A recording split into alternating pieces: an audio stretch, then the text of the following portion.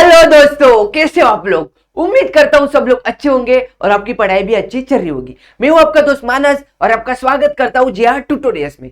जैसे कि आपके 23 को मराठी का पेपर है, इंग्लिश मीडियम वालों का, बराबर। मैंने वन शॉट ग्रामर वीडियो आपको प्रोवाइड कर दी है।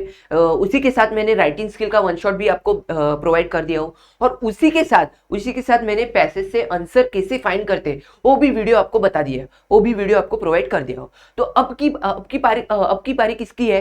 पोयम की। पोयम में बहुत से स्टूडेंट को दिक्कत आती है। 16 मार्क्स को पोयम आती है, उसमें भी दो क्वेश्चन आते हैं। फर्स्ट क्वेश्चन में क्या आता है, एक पोयम दी रहती है और उसके रिलेटेड अपने को क्वेश्चन पूछे हुए रहते हैं और उसके आंसर किधर रहते हैं? पोयम में ही रहते हैं, बराबर। मतलब टोटल 8 मार्क्स को फर्स्ट पोयम आती है, उसमें पोयम रहती है और आंसर फाइंड करके अपने को लिखना होता है। उसमें 4 क्वेश्चन होते हैं टोटल। फर्स्ट 3 क्वेश्चन पोएम के रिलेटेड होते हैं, उसके आंसर पोएम में मिलेंगे, वो सिर्फ लिखने होते हैं। और जो लास्ट का 2 मार्क्स का क्वेश्चन रहता है उसको हम लोग काव्य सौंदर्य बोलते हैं। उसमें क्या रहता है, एक विधान होता है और विधान के बारे में हम लोग के क्या विचार है, हम लोग का क्या मत है। जैसे कि हम लोग पैराग्राफ में स्वमत लिखते थे, वैसे ही लिखना होता है, बराबर। सेम टू सेम वैसे ही लिखना होता है। तो ये हुआ फर्स्ट 8 मार्क्स को। वो तो क्लियर है। क्यों क्लियर है? क्योंकि वहां पे पोयम आएगी और उससे ही अपने को आंसर फाइंड करके लिखना है। नहीं ज्यादा आप 8 में से 5-6 मार्क्स तो वहां कैसे भी स्कोर कर सकते हो। लेकिन रही बात सेकंड क्वेश्चन की, सेकंड क्वेश्चन में क्या आता है आपको? सेकंड क्वेश्चन में आता है सिर्फ पोयम का नाम, और पोयम के नाम आपको देख के आपको 5 पॉइंट लिखने हैं। कौन से 5 पॉइंट रहते हैं? प्रस्तुत कवितेचा कवी या कवयित्री कोण आहे, कविता आवडण्याचे, मतलब आपको कविता आवडली किंवा नाही आवडली तर उसका रिझन क्या आहे, कविता आवडण्याचे कारण, कवितेचा विषय, कवितेचा सब्जेक्ट क्या आहे, कविताच्या ओळींचा अर्थ लिहा आणि शब्दांचा अर्थ लिहा, बराबर। तो इसमें क्या होता है, इसमें फर्स्ट होता है कवितेचा कवींचा अर्थ, कवितेतील कवी किंवा कवयित्रीचं नाव, बरोबर। हे येते तुम्हाला 1 मार्क्सला। किती? 1 मार्क्सला। इथे मी लिहू का? ठीक आहे, तुमच्यासाठी लिहितो मी। आणि बघा, खूप साऱ्या स्टुडंटचा प्रॉब्लेम होतो की सर तुम्ही मराठीतून शिकवा, आणि खूप सारे स्टुडंट बोलतात हिंदीमधून। तर मी दोन्ही लँग्वेजमध्ये 50-50 बोलण्याचा ट्राय करेल, बरोबर। ठीक आहे, चालेल। मी पण माझ्या याच्यामधून ट्राय करेल पूर्णपणे। फर्स्ट येतो तुमचा कवी किंवा कवयित्रीचं नाव, कवयित्रीचं नाव।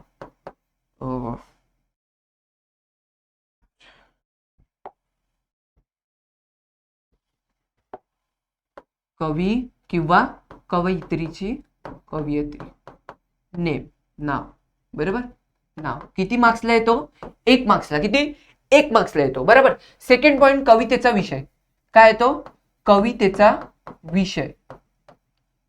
विषय, किती मार्क्सला येतो? 1 मार्क्सला येतो।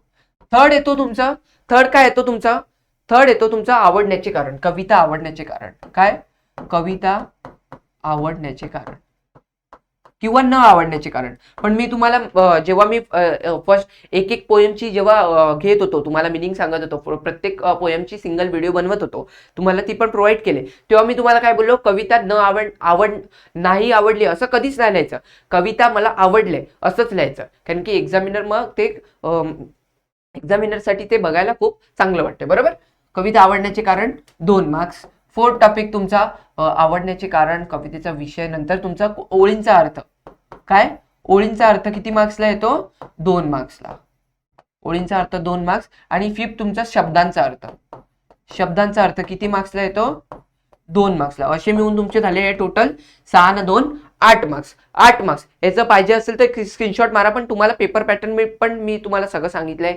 सिंगल व्हिडिओ जेव्हा हर एक पोएम मध्ये घेत होतो तेव्हा पण तुम्हाला सगळं एक्सप्लेन केलंय, तर तुम्हाला हे ऑब्विसली माहीतच असेल, तर मी हे रफ करून टाकतो, ठीक आहे। तर हे आहे तुमचा 8 मार्क्सचा पॅटर्न, ठीक आहे। तर पहिले तुम्हाला काय माहिती पाहिजे, हे तुम्हाला पहिली गोष्ट तर तुम्हाला डोक्यात घ्यायची आहे, तुमच्या ध्यानात घ्यायची आहे की ही गोष्ट तुम्हाला घरूनच वाचून जायची आहे, घरूनच पाठ करून जायची आहे, बरोबर। फर्स्ट तर तुम्हाला बघा, तुम्हाला टोटल 4 भाग आहेत। 4 भागामध्ये फर्स्ट भागामध्ये तुम्हाला 2 पोएम आहेत। 2 कोणत्या पोएम आहेत? संतवाणी। संतवाणीमध्ये तुम्हाला 2 पोएम, फर्स्ट पोएम आहे अंकिला मी दास तुझा, सेकंड पोएम आहे योगी सर्वकाळ सुखदाता, आणि भाग 2 मध्ये तुमची एक पोएम आहे ती फक्त 2 दिवस। म्हणजे भाग 1 आणि भाग 2 मधून 2 भागामधून तुम्हाला एक पोएम येणारच आहे. मग कंपल्सरी तुम्हाला 3 पैकी म्हणजे टोटल 3 पोएम आहेत भाग 1 आणि 2 मध्ये, बरोबर. तर त्यामधून तुम्हाला किती करायचे आहेत, तिन्ही केल्या तर तुमचे 8 मार्क फिक्स होऊन जातील. 8 मार्क कसे फिक्स होणार, कारण की तुम्हाला एकतर 3 पैकी एक पोएम तुम्हाला पोएम दिली जाणार किंवा एक पोएमचं नाव दिलं जाणार, त्यावरून तुमचे 5 टाइम. म्हणजे भाग 1 भाग 2 तुम्हाला खूप इझी आहे. 3 मधून एक पोएम येणारच. 3 मधून पण तुम्ही कोणती 2 पोएम करायचे, फक्त 2च पोएम करा. एकतर 2 दिवस करा, नाही तर अंकिला मी दास तुझा करा. योगी सर्व काळ सुखदत्ता हा करू नका, ती थोडी डिफिकल्ट आहे. माझ्या मते ती न येण्याचे चान्सेस खूप जास्त आहे. तर तुम्ही ऑप्शन मध्ये ती टाकू शकता भाग 1 आणि भाग 2 मधून, बरोबर. भाग 1 आणि भाग 2 मधून. तर कोणते 2 पोएम फर्स्ट मधून करा. फर्स्ट मधून करायचे तुम्हाला 2 दिवस आणि योगी अंकिला मी दास तुझा. इथे मी शेवटला लिहिले, तुम्हाला दिसत नसेल, थांबा 1 मिनिट बघा. कोणता एक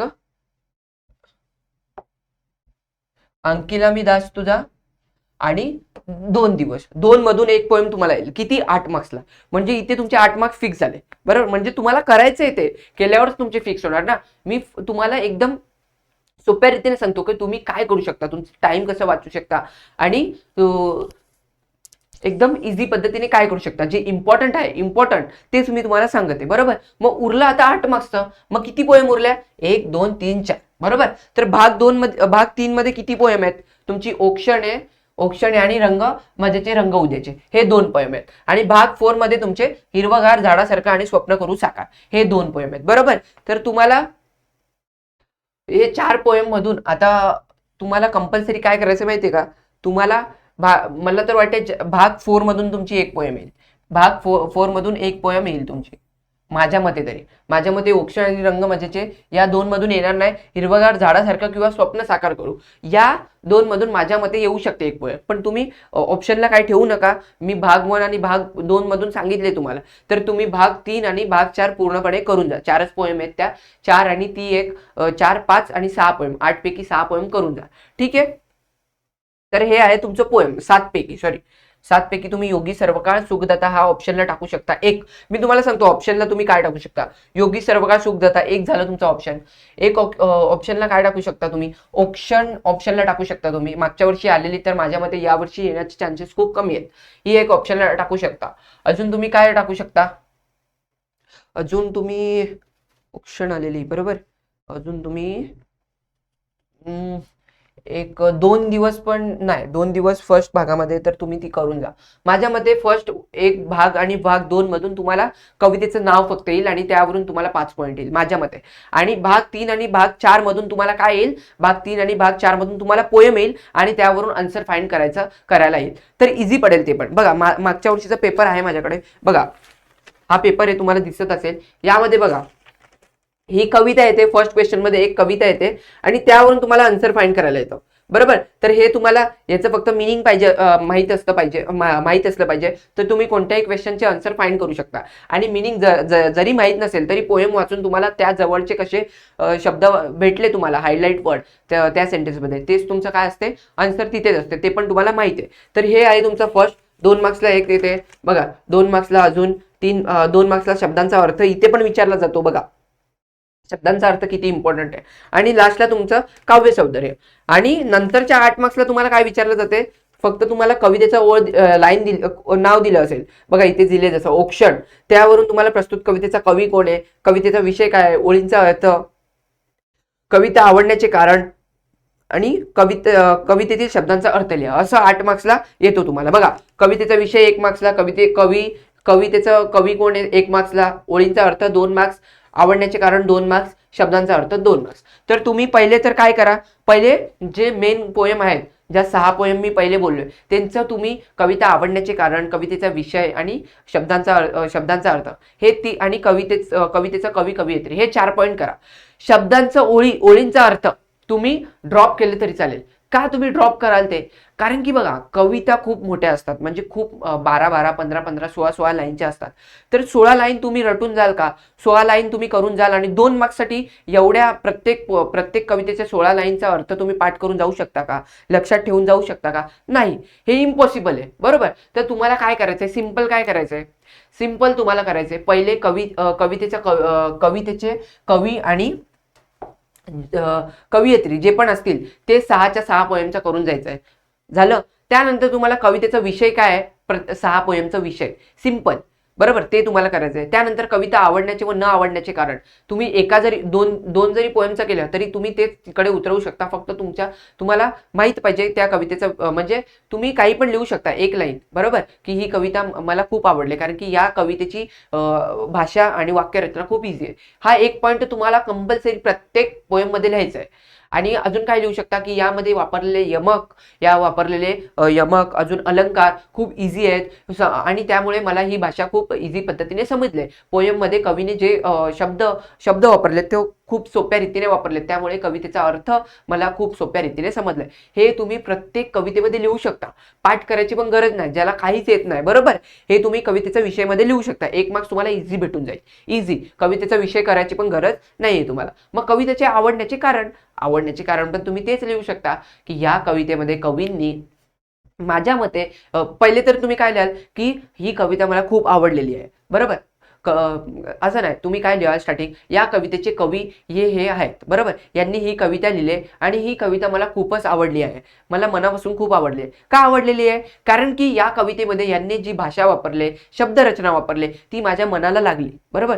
थोडं इमोशनल लिहायचं, म्हणजे जो एक्झामिनर पण आहे तो चेकिंग करताना त्याला पण चांगलं वाटलं पाहिजे आणि तो मार्क्स कापू नाही शकणार तुमचे, तो मार्क्स खुल्या मनाने देईल तुम्हाला, बरोबर. हे झालं. मग त्यापुढे लिहायचं थोडं एक पॉईंट. मग कविता कोणत्या संदर्भात आहे तुम्हाला माहित असेल तर तुम्ही लिहायचं का ही कविता शेतकऱ्यांच्या ह्याच्यावर आहे, तर यांनी शेतकऱ्यांचे दुःख काय आहेत, शेतकऱ्यांची वेदना काय आहेत ते पूर्णपणे सोप्या रीतीने आणि एकदम मनाला लागेल असं त्यांनी सांगितलेलं आहे, बरोबर. तर त्यामुळे ही कविता मला खूप सोप्या रीतीने समजलेली आहे, त्यामुळे मला ही कविता आवडलेली आहे. 2, 3, 4 पॉईंट करून लिहायचे त्याचे सिंपल पद्धतीने. 2 पॉईंट लिहिले तर 3 लाईनचे 2 पॉईंट लिहायचे. 4 पॉईंट लिहायचे असतील तर तुम्हाला 4 पॉईंट 2 ओळीचे लिहायला लागतील, बरोबर. माझ्यामध्ये 2च पॉईंट लिहायचे तुम्ही 3, 4 ओळीचे. सिंपल आहे.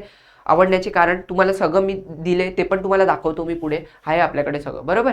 कविता आवडण्याचे नंतर ओळींचा अर्थ मी तुम्हाला स्किप करायला बोललो. का स्किप करायला बोललो? कारण की टाइम तुमच्याकडे खूप कमी आहे. तुम्हाला मी तसं पण सगळ्या ओळींचा अर्थ पण दिलेला आहे, तुम्ही करू पण शकता. पण तुम्ही 2 मार्क्ससाठी प्रत्येक ओळीच्या 16 लाईनींचा मिनिंग तुम्ही लक्षात ठेवू शकता का?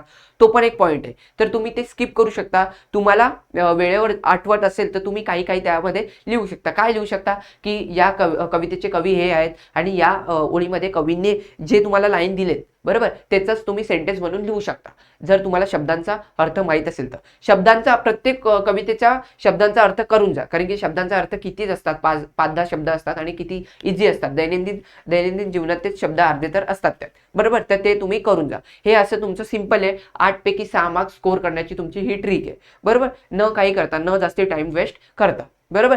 तर बघा, पहिले 2 दिवस याचे कवी कोण आहेत? नारायण सुर्वे. औक्षण या कवीचे कवी कोण आहेत? इंदिरा संत. रंगमंचाचे रंग उद्याचे अंजली कुलकर्णी. हिरवगार झाडासारखं जॉर्ज लोपिस. स्वप्न करू साकार किशोर पाठक. अंकिला मी दास तुझा संत नामदेव आणि योगी सर्वकार सुखदत्ता संत एकनाथ, बरोबर. हे आहे तुमचं कवितेच्या कवी व कवयित्री. आता फर्स्ट कविता आहे आपली 2 दिवसचे आवडण्याचे कारण मी इथे लिहिलेले आहे बघा. जसं की कवी आपल्या आयुष्यातील अनुभव सांगतो. तो म्हणतो की आयुष्यभर त्याने कष्ट केले, दारिद्र्याची झुंज दिली. हे कवीने सविस्तर वास्तविक त्या पद्धतीने मांडले आहे, बरोबर. सामान्य माणसाच्या जीवनातील अनुभव व त्यातून मिळणारी शिकवण सोप्या शब्दात सांगितली आहे, म्हणून ही कविता माझ्या मनाला स्पर्श करते, म्हणून ही कविता मला आवडते. हा आवडण्याचं कारण तुम्ही लिहू शकता. मी तुम्हाला सिंपलरित्या सांगितले. तुम्हाला काहीच नसेल येत तर तुम्हाला कवितेचं आवडण्याचे कारण कसं लिहायचं आहे आणि विषय कसा लिहायचा आहे, बरोबर. तर हा तुमचा झाला आवडण्याचं कारण. विषय काय कवितेचा विषय काय की या कवितेत कवी सामान्य माणसाच्या आयुष्यातील संघर्ष, दारिद्र्य, दुःख आणि त्यातून मिळणारी शिकवण सांगतो. कवी म्हणतो की आयुष्य सुंदर असले तरी गरिबामुळे आनंद मिळत नाही, असं तुम्हाला 2, 3, 4 लाईन मध्ये लिहायचंय. कवितेचा विषय तुम्हाला त्या कवितेबद्दल थोडं तरी माहित पाहिजे की ही कविता कोणत्या बेसिसवर, कोणावर बोललेली आहे. जसे की 2 दिवस शेतकऱ्यांवर बोललेली आहे. मग तुम्ही लिहू शकता की यामध्ये कवी नारायण सुर्वे यांनी 2 दिवस ही कविता लिहिली आणि यामध्ये कवी नारायण सुर्वे यांनी खूप सोप्या पद्धतीने शेतकऱ्यांचं वर्णन केले आहे. त्यांना दैनंदिन जीवनामध्ये काय दुःख येतात, काय वेदना सहन कराव्या लागतात ते त्यांनी एकदम सोप्या रीतीमध्ये सांगितलेले आहे. बस एवढंच, हाच कवितेचा विषय आहे. सिंपल. 1 मार्क्सलाच येतो. तुम्हाला 3 ते 4 लाईन एकच पॉईंट लिहायचं आहे, सिंपल. किंवा 2 पॉईंट तुम्ही 2-2 ओळीचे लिहू शकता. बघा, त्याच्यानंतर तुम्हाला काय आहे, त्यानंतर तुम्हाला हे शब्द आहेत, काय आहेत? शब्द आहेत. गारण म्हणजे तारण, जोतपट्टी म्हणजे भट्टी, पोलाद लोखंड, शेकले तापवले, डोईवर डोक्यावर, जगावे म्हणजे जीवन जगणे, दारिद्र्य म्हणजे गरिबी, भाकरी म्हणजे अन्न, विचार म्हणजे चिंतन, हरघडी म्हणजे सतत. बरोबर. बघा मी तुम्हाला हर एक कवितेच्या ओळींचा, दोन दोन ओळींचा अर्थ पण दिलाय. पण तुम्हाला करायचं असेल, टाइम असेल तर तुम्ही करू पण शकता. आणि जर तुम्ही मागच्या प्रिव्हियस व्हिडिओ, जेव्हा मी प्रत्येक पोएमवर सिंगल सिंगल व्हिडिओ बनवले, त्यामध्ये तुम्ही केलं असाल, त्या व्हिडिओ बघितल्या असेल, तर ते तुम्हाला आधीच येत असेल आणि तुम्हाला ते सिंपल जाईल, काही करायची गरज पण नाहीये. बरोबर. तर पुढे वळूयात. हे ओळींचा अर्थ आहे. ओळींचा अर्थ पण तुम्हाला एकाच पीडीएफ मध्ये मी तुम्हाला इकडे दाखवलेलं आहे. बराबर.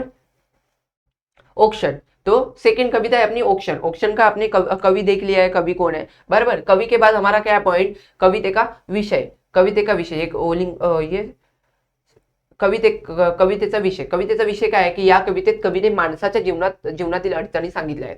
काय या कवितेत फक्त तुम्ही लक्षात ठेवा, 2 दिवसामध्ये शेतकऱ्यांच्या अडचणी, ऑक्शन मध्ये तुम्हाला काय सामान्य माणसाच्या जीवनातील अडचणी सांगितल्या. मग तेच तुम्हाला लिहायचं आहे की त्यांनी माणूस कमजोर असला तरी तो काय फार ताकदवान नाही, तरी आयुष्यात अनेक संकटे येऊन तो समोरच्या समस्यांना कसा झुंज देतो हे या कवितेमध्ये सांगितलंय. सिंपल झाला तुमचा विषय. नंतर आवडण्याचे कारण तर मी तुम्हाला सिंपल सांगितलंय. तुम्हाला काहीच नसेल येत तर सिंपल तुम्हाला फर्स्ट लाईन मध्ये काय तुम्हाला लिहायचं आहे की या कवितेचा कवी हा आहे आणि या कवितेमध्ये कवीने जी भाषा वापरले आणि जी वाक्यरचना केली ती खूप सिंपल आहे, ती खूप सोप्या रीतीने मला समजलेली आहे, ती माझ्या मनाला लागलेली आहे. या कवितेमध्ये कवीने यमक वापरलेत, अलंकार वापरलेत, ते खूप सिंपल म्हणजे खूप इझी पद्धतीने कवितेमध्ये वापरलेत आणि त्यामुळे कवितेचा जो सौंदर्य आहे तो सुद्धा वाढला आहे आणि कविता ऐकायला आणि वाचायला खूप चांगलं वाटते. त्यामुळे सुद्धा मला ही कविता आवडलेली आहे. फर्स्ट तुम्हाला तेच लिहायचंय का ते एक्झामिनर बघणार नाही की तुम्ही काय कारण लिहिलेत. एक्झामिनर काय बघेल पहिले की कविता आवडले का नाही आवडले, या दोनपैकी तुम्ही काय लिहिता. तर मी तुम्हाला काय बोललोय ही कविता आवडले, पहिले काय लिहायचं, या कवितेचे कवी हे आहेत आणि या कवीने खूप सोप्या रीते मला ही कविता समजवलेली आहे, त्यामुळे ही कविता मला आवडलेली आहे. फर्स्ट पॉईंट हा झाला. बरोबर. मग सेकंड पॉईंटला तुम्ही काय लिहिला की या कवितेमध्ये कवीने यमक अलंकार हे खूप सोप्या रीतीने समजवलेले आहेत, सोप्या रीतीने कवितेमध्ये पुट केलेले आहेत, म्हणजे कवितेमध्ये सांगितलेले आहेत. त्यामुळे कवीने कवितेचं जे भाषा आहे, कवितेची भाषा आहे, त्यांना सुद्धा सौंदर्य आणून दिले आहे, म्हणून सुद्धा ही मला कविता आवडली. हे 2 पॉईंट कंपल्सरी तुम्ही लक्षात ठेवा. कोणतीही कविता येऊ दे हे 2 पॉईंट टाकून द्या, तुम्हाला मार्क्स भेटून जाणार. 1 मार्क्स तर तुमचा कविता झाला, 1 मार्क्स तुमचा विषयाचा झाला. विषय तुम्हाला प्रत्येक एक सिंगल वर्ड मध्ये तुम्हाला विषय, जसं की 2 दिवस मध्ये शेतकऱ्यांवर, यामध्ये सामान्य माणसांवर झालं. असं 6 पोएमचा तुम्हाला एक लाईनचा विषय, तेच तुम्हाला विस्तार करून 3 लाईन मध्ये लिहायचं आहे. विषय झाला तुमचा, 2 मार्क्स तुमचे फिक्स झाले. 3 कवितेचा विषय पण तुम्हाला सांगितले 2 पॉईंट मध्ये कसं लिहायचा. जर तिकडे 2 नाही तर 2 पैकी 1 मार्क्स तुम्हाला भेटून जाईल. 3 मार्क्स तुमचे फिक्स झाले. त्यानंतर ओळींचा अर्थ तुम्हाला मी प्रत्येक इकडे पण दिलाय आणि प्रत्येक व्हिडिओमध्ये पण एक्सप्लेन केलंय. जर तुमच्याकडे टाइम नसेल तर ओळींचा अर्थ करू नका. वेळेवर तुम्ही काय लिहायचंय, या कवितेचा कवी हा आहेत आणि या कवितेमध्ये या कवितेतील कवींनी या ओळीचा अर्थ असं सांगितलं आहे असं लिहायचं आणि पुढे मग जी कवितेच्या ज्या ओळी दिल्या आहेत त्यांना तुम्ही सेंटेन्स म्हणून लिहू शकता. बरोबर. सेंटेन्स म्हणून तुम्हाला जे समजले ते लिहा, तुम्हाला 1 मार्क्स तरी भेटून जाईल, म्हणजे 4 मार्क्स तिथे झाले तुमचे. बरोबर. त्यानंतर तुमचं येईल कविता आवडण्याचे कारण. बरोबर. विषय आवडण्याचे कारण, नंतर काय येईल तुमचं अर्थ येईल ना. 1 मिनिट. ओळींचा अर्थ झाला तुमचं, आवडण्याचे कारण, कवितेचा विषय पण झाला. शब्दांचा अर्थ येईल तुमचा. काय शब्दांचा अर्थ 2 मार्क्स. तुम्हाला हे 2 मार्क्स घालवायचे नाहीयेत. 2 मार्क्स कंपल्सरी हे तुम्हाला करायचेच आहेत. शब्दांचे अर्थ खूप सिंपल हे 2 मार्क्स तुम्हाला कंपल्सरी करायचेच आहेत. बरोबर. जसं की इथे ऑप्शन मध्ये काय, द्रव म्हणजे पैसा बोललाय, काय म्हणजे कोणते, सामर्थ्य म्हणजे ताकद, शोधांग धुंदे म्हणजे शोधत भटकत, शांत प्रतिष्ठा, वर वरून, गोंगावावे जोरात वाणे, वारा हवा पवन, कल्लोळ म्हणजे गोंगाट, धुरावे धुके धडधडत्या जोराने फुटणाऱ्या, दौड धाव, आसवांची अश्रूंची, दीनदुबळे गरीब. ऑप्शन म्हणजे शुभ आशीर्वाद किंवा ओवाळणे. सगळं मी तुम्हाला प्रोव्हाइड केलंय, फक्त तुम्हाला वाचायचं आहे आणि प्रॅक्टिस करायची. बरोबर. सेकंड झाली तुमची ऑप्शन नंतर तुमचे ऑप्शन नंतर रंगमंचाचे रंग उद्याचे. देखो यहाँ पे कविते का विषय क्या है, जो सब्जेक्ट है कविते का क्या है, निसर्गाचे महत्व. सिंपल झालं. इकडे पण तुमचा इकडे झालं. इकडे तुम्ही काय लिखू सकते हो, इधर क्या लिख सकते हो आप कि ये कविते का कवि ये है और इन्होंने ये कविते में निसर्ग का मतलब जो नेचर है उनका इंपॉर्टेंट बताया है. बराबर. आगे बताने का कि इंपॉर्टेंट क्यों है क्योंकि हम लोग को एक कवि ने संदेश भी दिया है कि हम लोग को निसर्ग क्या करना चाहिए, बचाना चाहिए. वो हम लोग को बहुत सारी चीजें देते हैं, जैसे कि हम लोग को माटी से मतलब जो जमीन है, काली माता है, उनसे हम लोग को धान्य आता है, पेड़ से हम लोग को फ्रूट्स मिलते हैं, बहुत सारे चीजें हम लोग को निसर्ग देता है. तो इसलिए हम लोग को क्या करना चाहिए, उसका संरक्षण करना चाहिए. बराबर. तर ये आया तुम लोग का सब्जेक्ट, कवितेचा विषय. कविता आवडण्याचे कारण मी तुम्हाला बोललोयच. आणि जर तुम्हाला कवितेचा विषय येत असेल तर तुम्ही आवडण्याच्या कारणांमध्ये टाकू शकता एक्स्ट्रा एक पॉईंट. बरोबर. आणि त्यावरच तुम्ही एक पॉईंट वाढू शकता. कवितेचा विषयमध्ये पण जिथे एक भेटत असेल ते तुम्हाला 2 पैकी 2 भेटून जाईल. सिंपल आहे, सिंपल. पुढे शब्दांचा अर्थ तृष्टी, आनंद, काळी आई म्हणजे जमीन, फेकू पेरणी, रुजतील उगवतील, देशी झाडे म्हणजे स्थानिक झाडे, गज्ज माजतील म्हणजे दाट होतील, वृष्टी पाऊस, कटी म्हणजे कसे कोणत्या प्रकारे, दौलत म्हणजे संपत्ती, अनुकूल दृष्टी वेगळा आनंद, छटा म्हणजे विविध रंगछटा. बरोबर. गमशमी गोंगाट, सांगू गोष्टी, संदेश देणे, सळसळणारे जग म्हणजे सतत धावणारे जग. बरोबर. सतत धावणारे पाणी. बघ त्यानंतर हिरवगार झाडासारखं आहे. सेम तसंच सगळ्याचं करायचंय. यामध्ये बघा, यामध्ये कवितेचा विषय काय बघा. फर्स्ट मध्ये काय आहे आपला, 2 दिवस मध्ये आहे आपल्या शेतकऱ्यांवर आहे. बरोबर. शेतकऱ्यांचे दुःख सांगितले. सेकंड ऑप्शन में क्या है हमारा, जो सामान्य आदमी है वो जो दुखियात है उसको सामोरे जाके कैसा वो उनको फेस करता है वो बताए. थर्ड अपना है, कौन सा है थर्ड कौन सा देखा हम लोग ने, रंगमंच रंग उद्याचे. वहां पे निसर्ग क्यों इंपॉर्टेंट है और उसका क्यों संरक्षण करना चाहिए वो बताया. फोर्थ में हम लोग आ गए, कौन सा है अपना, फोर्थ में अपना हिरवगार झाडासारखं. इधर भी क्या निसर्ग के बारे में ही बताए, झाडाचे महत्व सांगितले यहाँ पे. इधर भी वही बताए. फोर्थ हो गया अपना विषय, हो गया. आवडण्याचे कारण भी आपको बताया कैसे लिखने का, जे कविता के जो इंपॉर्टेंट शब्द है उनके मीनिंग. बराबर. ये हो गया फोर्थ अपना. फिफ्थ आहे स्वप्न साकार करू. इथे कवितेचा विषय काय आहे, कवितेचा विषय आहे आपला की कष्टकरी माणसांसोबत, म्हणजे प्रत्येक ठिकाणी तुम्हाला निसर्ग आणि कष्टकरी माणूस आणि सामान्य माणूस हेच दिसेल तुम्हाला. तीन गोष्टी करून जा. कष्टकरी शेतकऱ्यांवर, माणसांवर, निसर्गावर, बस 3 गोष्टी करून जा. कोणत्याही तुम्हाला कविता आली तर त्यावर विषय तुम्ही तेच लिहू शकता. आवडण्याचे कारण तुम्हाला 2 पॉईंट मी सांगितले 3 लाईनचे, आणि त्यामध्ये तुम्ही अजून 2 पॉईंट काय टाकू शकता, जे तुम्ही कवितेचा विषय आहे त्याचेच पॉईंट तुम्ही इथे टाकू शकता. फक्त त्याला थोडं चेंजेस करून टाकायचं. बरोबर. ते तुमचं कविता आवडण्याचे कारण झालं, विषय झालं, कवितेचा कवी झालं, शब्दांचा अर्थ पण झालं. बघा, शब्दांचा अर्थ पण इथे झाला. आता शेवटची आहे तुमचा अंकिला मी दास तुझा. याचं पण मी तुम्हाला कवितेचं ओळी हे दिलेलं आहे. बघा, कवितेचा विषय ह्याच्यामध्ये काय आहे, ह्याच्यामध्ये फक्त वेगळं आहे. काय, या कवितेत कवी देवाप्रती पूर्णपणे शरणागती व्यक्त करतो. बरोबर. स्वतःला देवाचा लहान सेवक म्हणतो. यामध्ये काय, यामध्ये कवींनी काय बोलले की कवींनी स्वतःला देवाचा सेवक मानतो याबद्दल सांगितलंय की कवींना देवाची प्राप्ती व्हायला पाहिजे, की मी त्यांचा एक सेवक आहे छोटासा, दुःखातून सुटका मिळावी, संसाराच्या दुःखातून सुटका मिळावी म्हणून देवाच्या चरणी ते काय म्हणतात, ते आश्रय मागतात. म्हणजे ते देवाला देवापाठी कृपा करतात. देवावरचा विश्वास आणि भक्ती हा कवितेचा मुख्य विषय आहे.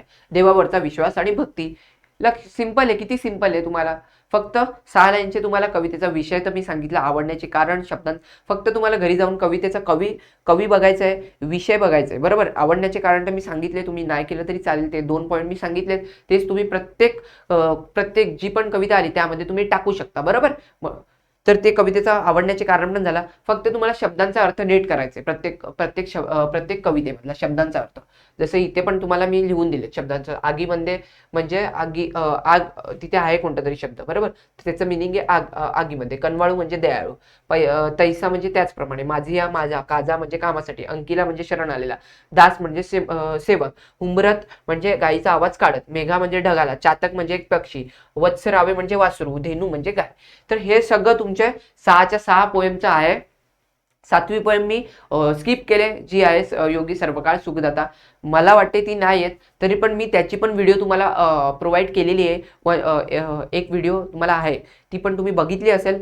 समज तुम्हाला ती पण ऑप्शनला नसेल सोडायची तर ती पण तुम्ही करू शकता. त्यामध्ये पण मी तुमचा हर एक पोयमचा कवितेच्या कवीचा अर्थ घेतलेला आहे, कवितेचा विषय घेतलेला आहे, कवितेचा आवडण्याचे कारण, शब्दांचा अर्थ सगळं घेतलेलं आहे. सगळं तुम्हाला प्रोव्हाइड केलेलं आहे. फक्त तुम्हाला घरी जाऊन ह्या व्हिडिओनंतर प्रॅक्टिस करायची. कसली प्रॅक्टिस करायची आहे? कवितेचा कवी पाठ करायचे आहे तुम्हाला, कवितेचा विषय 3 जे विषय सांगितलेत मेन, शेतकरी, माणूस आणि निसर्ग, हे केले तरी प्रत्येक कवितेमध्ये तुम्ही टाकू शकता. आवडण्याचे कारण मी तुम्हाला सांगितलेले आहे, ते फक्त तुम्हाला लिहून बघायचं आहे. शब्दांचा अर्थ तुम्हाला फक्त लक्षात ठेवायचे, पाठ करायचे घरी जाऊन, बरोबर. हे फक्त तुम्हाला घरी जाऊन करायचं आहे. हार्डली 1 ते 1.5 तास लागेल तुम्हाला. बस तेवढं तर तुम्ही करू शकता. 8 पैकी तुम्हाला 6 मार्क्स इझिली इकडे तुम्ही स्कोअर करू शकता आणि तिकडे 8 पैकी तुम्ही 6 मार्क्स इझिली, म्हणजे 6 म्हणजे 16 पैकी इझिली तुमचे 12 मार्क्स इझिली कव्हर होतात, बरोबर. तर हे आहे तुमचं पोयम. यानंतर तुम्हाला स्थूल वाचनचे इम्पॉर्टंट क्वेश्चन पण मी प्रोव्हाइड करण्याचा ट्राय करेल. खूप सारे मुलांचे त्यावर पण कमेंट आले. पण स्थूल वाचन कसं आहे की त्यावर तुम्हाला अभ्यास करून जायला लागतो स्थूल वाचन. तेव्हा तुम्ही 6 पैकी 4 ते 5 मार्क्स स्कोर करू शकता. मी कितीच क्वेश्चन दिले पण तुम्ही केलेच नाही तर तुमचं काय होणार आहे? काहीच नाही, कारण की ते पूर्ण रट्टा मारणारेच क्वेश्चन येतात त्यामध्ये, बरोबर. त्यामध्ये असं इमॅजिनवालं काय नाही की तुम्ही इमॅजिन केलं आणि काही पण टाकलं तर ते रॉंगच होतं, बरोबर. तर ते तुम्ही तरी पण मी तुम्हाला प्रोव्हाइड करण्याचा ट्राय करेन. तर भेटूया आता, ही व्हिडिओ इथे स्टॉप करत आहे. भेटूया नेक्स्ट व्हिडिओमध्ये. तिथपर्यंत टेक केअर, बाय बाय.